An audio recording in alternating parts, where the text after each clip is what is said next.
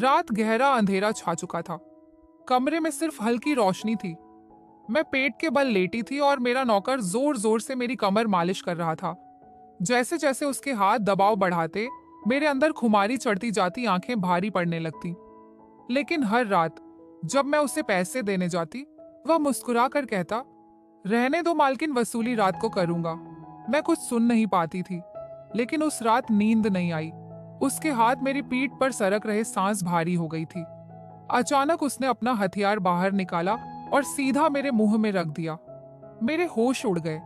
वह जोर जोर से, मालकिन वसूली का समय है। मेरा मुंह भर गया, लेकिन वह नहीं रुक रहा था। बाप रे दोस्तों, आगे क्या हुआ वह मैं ही जानती हूँ। पूरी कहानी सुननी है, लेकिन उससे पहले वीडियो को लाइक कर दो और नीचे में लाल कलर का सब्सक्राइब बटन दबाकर चैनल सब्सक्राइब कर लो। जो जो सब्सक्राइब करेगा उससे मैं रात को कॉल करूंगी, इसलिए जल्दी से सब्सक्राइब कर लो। चलिए कहानी आगे बढ़ाते हैं। मेरा नाम प्रिया है। मैं बहुत खूबसूरत थी, इसीलिए शादी से पहले हर दिन मेरे लिए रिश्ता आता था। मैं अपने माँ बाप की इकलौती बेटी थी, इसलिए मेरा बाप चाहता था कि मैं डॉक्टर बनकर उसका नाम रोशन करूं। मगर जब मेरे लिए इतने अच्छे रिश्ते आते थे, तो मेरी माँ मुझे कहती कि तुम अपनी पढ़ाई छोड़ दो ताकि मैं तुम्हारी शादी कर दूं। मगर मैं अपनी माँ से कहती थी कि मुझे तो डॉक्टर बनना है। मगर ये सुनकर मेरी माँ को गुस्सा आ जाता था और वह कहती थी कि तुम अभी शादी कर लो, ये डॉक्टर की पढ़ाई बाद में कर लेना। मगर मेरा बाप नहीं मानता था, इसलिए मेरी माँ एक बुजुर्ग बाबा के पास गई और उनसे कहा कि मैं अपनी बेटी की शादी करना चाहती हूँ। मगर उसका बाप नहीं मान रहा। कोई ऐसा ताबीज दो कि उसका बाप शादी के लिए फौरन मान जाए। उस बुजुर्ग ने मेरी माँ से 2000 रुपये लिए और ऐसा ताबीज दिया कि मेरा बाप मेरी शादी के लिए फौरन मान गया। यह रिश्ता दरअसल मेरे बाप के दोस्त ने अपने बेटे के लिए मांगा था और कहा कि आपकी बेटी शादी के बाद भी डॉक्टर बन सकती है। यह सुनकर मेरे बाप ने उससे शादी के लिए फौरन हाँ कह दिया और मैं विदा होकर अपने ससुराल आ गई। मेरे ससुराल वाले बहुत अमीर थे, इसलिए मैं और मेरे पति अलग घर में रहते थे। मेरा पति अपने बाप का दी बिजनेस संभालता था, इसलिए वह सुबह से शाम तक बिजी रहता था। मैं उसके घर गई तो वहां का ऐशो आराम देखकर मैं चौंक गई। मेरे पति ने मेरी सेवा के लिए कई नौकरानियां रखी हुई थी, मगर उसका एक नौकर धीरे धीरे मेरे करीब आने लगा। उस नौकर ने मुझसे कहा कि मैं यहाँ काफी सालों से काम कर रहा हूँ और आपके ससुराल वाले मुझे बिल्कुल घर के मेंबर की तरह ही समझते हैं। ये सुनकर मैंने भी उसे खास अहमियत देना शुरू कर दी। वह एक दिन मेरे एक कमरे में आ गया। मैं अभी तक बिस्तर में लेटी हुई थी। उसने मुझे थका थका देखा तो कहने लगा कि आप लेटे रहो, थक गई होगी। अगर आपको ऐतराज ना हो तो मैं आपके कंधे दबा दूं। यह सुनकर मैं चौंक गई। मैं खूबसूरत थी, जवान थी, लेकिन मुझे मेरे पति के अलावा किसी मर्द ने नहीं छुआ था और ना ही मैंने किसी नौकर से कभी अपने कंधे दबवाए थे। इसलिए मैंने फौरन मना कर दिया, क्योंकि मुझे अच्छा नहीं लगता कि कोई पराया मुझे छुए।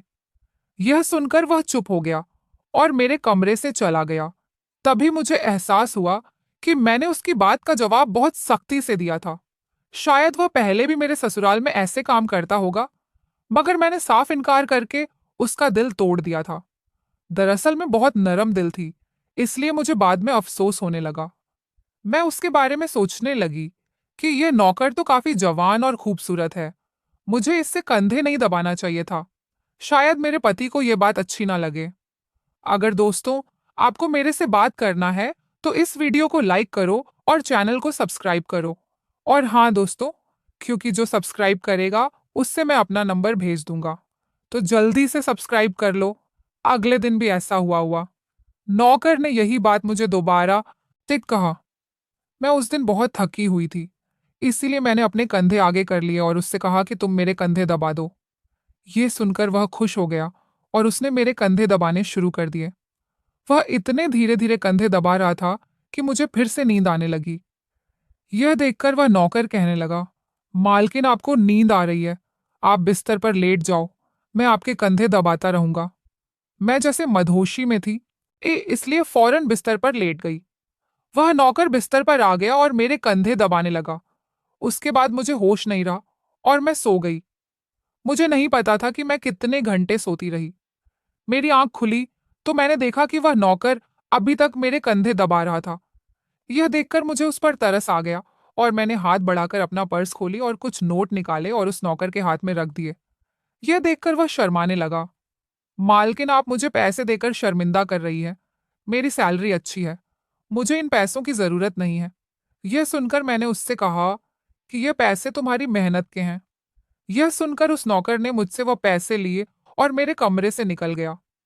मेरा पति रात को देर से आता था, इसलिए मैंने शाम को फिर उस नौकर को अपने कमरे में बुलाया और उसे कहा कि तुम्हारी मालिश से मुझे बहुत अच्छी नींद आती है, इसलिए जई जब तक मेरा पति घर नहीं आ जाता तब तक तुम मेरे कमरे में ही रहना। शायद नौकर को पैसे का लालच आ गया था, इसलिए वह मेरी बात सुनकर खुश हो गया और कहने लगा, मैं तो आपका मामूली सा नौकर हूं, जैसा आप कहोगे मैं वैसा ही करूंगा। आपके कंधे दबाता रहूंगा ताकि आपकी थकान उतर जाए और आपको सुकून मिले। यह सुनकर मैंने उससे कहा कि तुम्हारे हाथों में जादू है, इसलिए तो मेरी सारी थकावट उतर जाती है। एक दिन नौकर ने मुझसे कहा कि आपकी सास भी कभी कभी मुझसे मालिश करवा लेती थी। यह सुनकर मैं चौंक गई। मुझे मेरी सास ऐसी नहीं लगती थी, मगर वह नौकर झूठ बोलने वाला नहीं लगता था। मुझे ससुराल आए 1 महीना होने वाला था, इसलिए मैंने नौकरों को परख लिया था। वह मुझे हर बात सच ही कहता था। मेरे घर में नौकरानियां भी काम करती थीं, मगर वह झूठी और बेईमान थी। वह मुझसे जो बात सुन लेती थी उसे पूरे मोहल्ले में मशहूर कर देती थी, इसलिए मैं उन्हें अपने कमरे में नहीं आने देती। यह नौकर इस घर का पुराना नौकर था, इसलिए मैं उस पर भरोसा करती थी। पक्कर भी मेरे कमरे में आता था, मगर अपनी नजरें झुकाकर रखता था। वह मेरे जिस्म को हाथ लगाता, मगर उसकी नीयत खराब न थी। ऐसा हर रात होता था। एक दिन मैंने अपने पति से कहा कि जब से हमारी शादी हुई है, हम कहीं घूमने फिरने नहीं गए। यह सुनकर मेरे पति ने कहा कि जब से हमारी शादी हुई है, तुम भी तो हर वक्त नींद में रहती हो। मैं रात को घर आता हूं, चित तो तुम गहरी नींद में होती हो। दिन को मेरे पास वक्त नहीं होता और रात को मेरे घर आने से पहले तुम सो जाती हो। यह सुनकर मैं अपने दिल में सोचने लगी कि यह सब नौकर की मालिश की वजह से हो रहा था। मेरे पति की शिकायत सही थी। मुझे रोज रात को अपने पति के लिए जागना चाहिए था। उस दिन मैंने फैसला किया कि आज रात जब नौकर मुझे मालिश के लिए कहेगा तो मैं इनकार करूंगी, ताकि मुझे नींद ना आए और मैं अपने पति के आने तक जागती रहूं। शाम हुई तो मैंने नहाकर खुद को खूब तैयार किया और दुल्हन बनकर बिस्तर पर बैठ गई। नौकर मेरे कमरे में आया तो उसने मुझे मालिश के लिए पूछा, मगर मैंने साफ इनकार कर दिया। मेरी बात सुनकर वह कुछ उदास हो गया और वापस चला गया। कुछ देर बाद नौकर मेरे कमरे में आया तो उसके हाथ में चाय का गिलास था। मैंने खाना नहीं खाया था, इसलिए फौरन चाय पी ली और अपने पति का इंतजार करने लगी, मगर मुझे नींद आ गई और मैं सो गई। सुबह मैं जागी तो नौकर फौरन मेरे कमरे में आया और कहने तो लगा, मालकिन आपके लिए नाश्ता लेकर आऊं। यह सुनकर मैंने अपने पति के बिस्तर की तरफ देखा, वह खाली था। यह देखकर नौकर कहने लगा, मालिक को जरूरी काम था, वह नाश्ता करके चले गए। यह सुनकर मेरा मूड खराब हो गया। मैं रात भर उसका इंतजार करती रही, मगर वह सुबह होते ही ऑफिस चला गया। मैंने नौकर से कहा कि मेरे लिए चाय ले आओ। नौकर कमरे से बाहर निकल गया। तभी मैंने अपने जिस्म की तरफ देखा तो चौंक गई। रात को मैंने दुल्हन का कपड़ा पहना हुआ था, मगर अब मेरे जिस्म पर कोई और कपड़े थे, मगर मैंने अभी जेवरात पहने हुए थे। मेरा सर भारी होने लगा। मुझे यह सोचकर चक्कर आने लगे कि रात को मेरे साथ क्या हुआ था और मेरे कमरे में कौन था और उसने मेरे साथ क्या किया था, मगर मुझे कुछ याद ना आया। मेरा दिल घबराने लगा और मैंने अपना सर पकड़ लिया। मेरा पूरा जिस्म दर्द कर रहा था, इसलिए नौकर चाय लेकर आया तो मैंने उससे कहा कि मेरा जिस्म दबा दो। यह सुनकर वह बिस्तर पर आ गया और मुझे दबाने लगा। उस दिन मैं देर तक बिस्तर पर पड़ी रही। उस दिन मेरे पति अचानक घर आ गए। मैंने उसे देखा तो उस पर बरस पड़ी। मैं रात को तुम्हारे लिए दुल्हन बनकर जागती रही, मगर तुम नहीं आए। यह सुनकर मेरे पति कहने लगे, मैं रात को कमरे में आया तो तुम गहरी नींद में थी, इसीलिए मैंने तुम्हें नहीं जगाया। यह सुनकर मैं चौंक गई, मगर मेरे कपड़े किसने बदले और नींद पूरी होने के बावजूद मेरा जिस्म क्यों दर्द कर रहा है, कि मैं उलझ गई थी। मेरे पति कहने लगे, अच्छा ठीक है, मूड खराब करने की जरूरत नहीं है। मुझे आज रात एक काम के सिलसिले में बाहर जाना है, इसलिए देर हो जाएगी। मगर अब भी मेरे पास 3 से 4 घंटा फ्री है। अगर तुम कहो तो हम अभी कहीं बाहर जा सकते हैं। यह सुनकर मेरा मूड खुद ब खुद ठीक हो गया और मैं सारी रात वाली बातों को भूलकर खुश हो गई। शादी के बाद यह पहला मौका था कि मैं अपने पति के साथ कहीं बाहर जा रही थी। मैं जल्दी जल्दी तैयार होने लगी, जबकि मेरा पति गाड़ी में बैठकर मेरा इंतजार करने लगा। उस वक्त नौकर मेरे कमरे में आ गया और मुझसे पूछा, मालकिन आप कहीं जा रही हैं क्या? यह सुनकर मैंने उससे कहा कि हाँ, मगर तुम क्यों पूछ रहे हो? यह सुनकर नौकर कहने लगा, मैं आपका नौकर हूं, मगर आपको यही सलाह दूंगा कि आप बाहर नहीं जाओ क्योंकि आपका जिस्म थक जाएगा। यह सुनकर मुझे गुस्सा आ गया और मैंने उससे कहा कि तुम मेरे नौकर हो, मेरे पति बनने की कोशिश मत करो। यह कहकर मैं अब बाहर चली गई। ना जाने जाने मुझे किस बात पर गुस्सा आ गया था। मैंने उस नौकर को खूब खरी खरी सुना दी।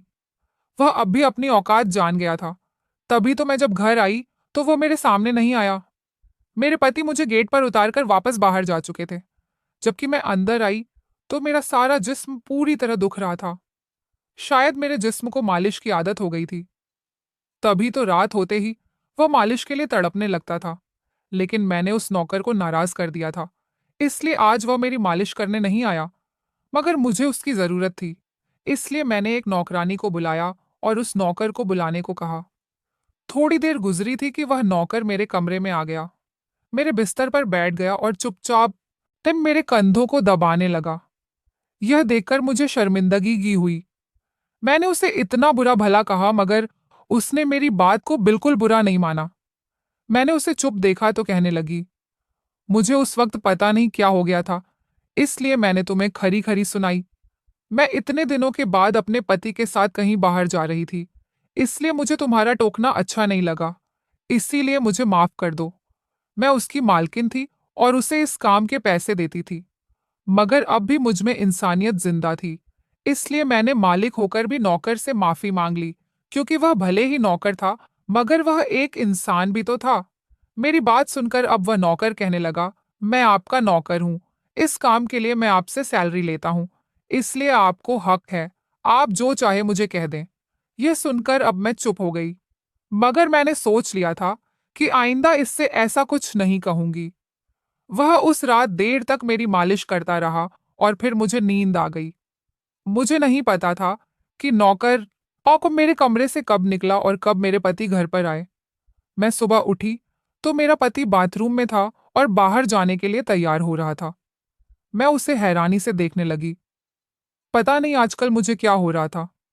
नौकर की मालिश से मुझे इतनी गहरी नींद आती कि मुझे किसी बात का होश न रहता था। मुझे इस बात का भी पता नहीं चलता था कि मेरा पति कब कमरे में आता था। मैं सोचने लगी कि इस नौकर की मालिश में ऐसा क्या जादू था कि वह मेरे पति के आने से पहले ही मेरी मालिश करता, तो मैं अचानक गहरी नींद में सो जाती थी। सुबह जब मैं उठती तो मेरा सर भारी महसूस होता और मैं चलने फिरने के काबिल नहीं रहती। मगर यह बात मैंने अपने पति को नहीं बताई, क्योंकि मैं नहीं चाहती थी कि यह बात मेरे पति को पता चले कि मैं उस नौकर से मालिश करवाती थी। एक दिन मेरा पति दिन के वक्त घर पर ही रहा। मैंने नौकर से घर के सारे काम करवाए, अपने कमरे में नहीं आने दिया। नौकर भी घर के सारे काम करता रहा और मालिश वाली बात किसी के इस सामने अपने मुंह से नहीं निकाली। मैं भी चाहती थी कि यह बात किसी को पता न चले। इस दौरान जब मेरा पति घर से बाहर जाता था, मैं उस नौकर को कमरे में बुला लेती थी। मगर एक दिन मेरा पति अचानक ही घर आ गया और मैं कमरे में थी। यह देखकर मैं बहुत घबरा गई और सोचा कि पति के आने से पहले नौकर को भगा दूं। मगर यहाँ नौकर भी बड़ा समझदार था। मेरे पति के आने से पहले दूसरे काम पर लग गया और मेरे पति को कुछ पता नहीं चला। मैं मालिश घर की नौकरानियों से भी करवा सकती थी, मगर उस नौकर के हाथ में क्या जादू था कि मैं उसे हर रोज अपने कमरे में बुला लेती थी। मुझे पता नहीं क्या हो जा रहा था। जिस रात मैं नौकर से मालिश नहीं करवाती थी, उस रात मेरे पूरे जिस्म में दर्द हो जाता था। सुबह मैं जागती तो मेरा सर भारी हो जाता था और मुझे थकान भी हो जाती थी। एक रात मैंने नौकर से मालिश करवाई और गहरी नींद सो गई। सुबह मेरी आंख खुली तो फिर से मेरे कपड़े चेंज हो चुके थे। यह क्या माजरा था? ऐसा कौन करता था? क्या मेरा पति मेरे साथ ऐसा कर रहा था? मैं सोच में पड़ गई। मैंने शीशे के सामने जाकर देखा तो चौंक गई। मेरे पूरे जिस्म पर लाल निशान पड़ गए थे। ये कैसे निशान थे? मैं अपने जिस्म पर हाथ फेरने लगी। मैं जैसे उस निशान को मिटाना चाहती थी, मगर ऐसा ना हुआ। अगले दिन फिर मैंने अपने जिस्म को देखा कि निशान खत्म होने के बजाय फैलने लगे थे। मैं घबरा गई। तभी मेरे कमरे में नौकर आ गया और उसने मुझे मालिश को कहा। मैं उस निशान को छुपाना चाहती थी, इसलिए उसे कहा कि आज तुम सिर्फ मेरे कंधे दबा दो। उसने मुझसे कुछ नहीं पूछा, मगर मैं अंदर ही अंदर डर रही थी। किसी दिन मेरे पति ने यह निशान देख लिए तो मैं उसे क्या जवाब दूंगी? मैं यह सोच कर थक चुकी थी, इसलिए मैंने तकिए पर सिर रख दिए। नौकर मेरा मसाज करने लगा। मेरी आंखें नींद से बंद होने लगी थीं। तभी मुझे नौकर ने ऐसी बात कह दी जिसे सुनकर मेरे होश उड़ गए। उसने मुझसे कहा, मालकिन, आप मुझे बहुत अच्छी लगती हो। मेरी आंखें बहुत बोझल होने लगी थीं। मुझे उसकी बात समझ नहीं आई और फिर मैं गहरी नींद सो गई। सुबह मेरी आंख खुली तो मेरा पति भी बिस्तर में लेटा हुआ था। मेरा सर भारी हो रहा था और जिस्म दर्द से छूट रहा था, मगर उसके बावजूद मैं अपने पति के करीब गई और उसे धीरे से उस निशान के बारे में बता दिया। मैंने सोचा कि यह निशान बढ़ रहे थे, इसलिए मुझे यह बात अपने पति को बता देनी चाहिए। यह सुनकर मेरे पति ने मेरे जिस्म से कपड़ा हटाया तो वह उछल पड़ा। वह मुझसे दूर हो गया और कहने लगा, तुमने मुझे धोखा दिया है, बेवफा बेवफाई की है और तुम्हें उसी की सजा मिली है। यह कोई बीमारी नहीं है बल्कि तुम्हारा गुनाह है। मुझ में क्या कमी थी जो तुमने दूसरा मर्द तलाश कर लिया? जो मैं काम में बिजी था। मर तो नहीं गया था कि तुमने एक और चक्कर चला लिया। यह सुनकर मैं हक्का बक्का रह गई। मैंने उससे कहा कि यह आप कैसी बातें कर रहे हैं, मैं बेकसूर हूं। मगर मेरा पति हंसने लगा और कहने लगा, यह निशान बता रहे हैं कि तुम गुनहगार हो, इसीलिए मेरे घर से निकल जाओ। मैं तुम्हें तलाक के पेपर भेज दूंगा। उसने मुझे धक्के मार मार कर घर से निकाल दिया। मैं रोते हुए अपने माँ बाप के घर आ गई और उन्हें अपनी बेगुनाही का यकीन दिलाया। वह मेरे अपने थे, इसलिए उन्होंने यकीन